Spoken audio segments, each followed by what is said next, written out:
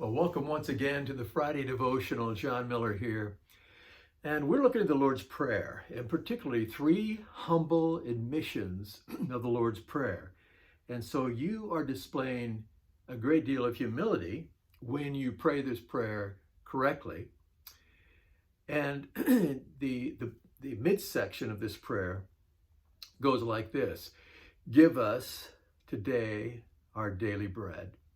Forgive us our debts, and lead us not into temptation. All three are statements of humility, because to give us this day our daily bread is to admit that we need to depend upon God day by day. The worker in the field in Jesus' time, and many, it was an agrarian culture, and many would get paid one day at a time. So they'd work in the fields and come home. And at the end of the day, they get paid and they'd come home. But if the crops failed and if there was a storm, they wouldn't get paid. It's at the end of the day.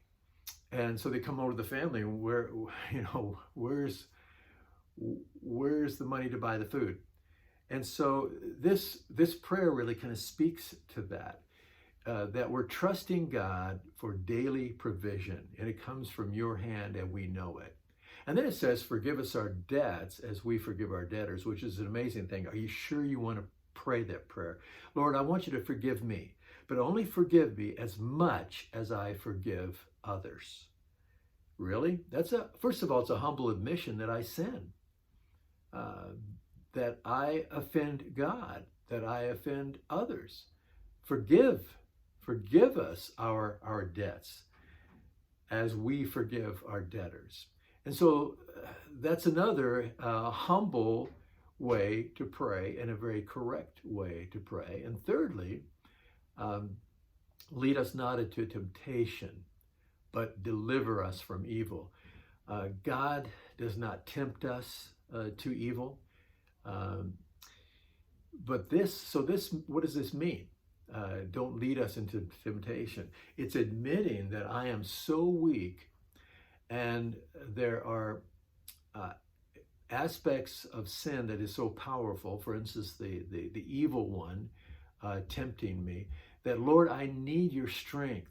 I need your enablement to get through any difficult situation.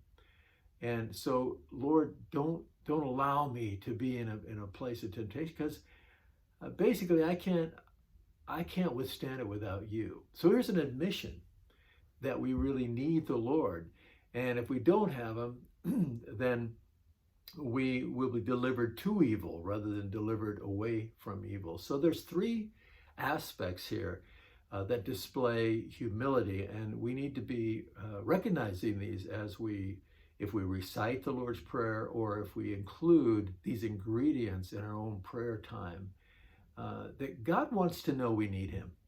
God wants to know that we depend totally on him. And I think it's part of the essence of the Lord's Prayer here. So just some thoughts to take us into the weekend, and I hope you have a wonderful weekend, and we'll talk to you later. Bye.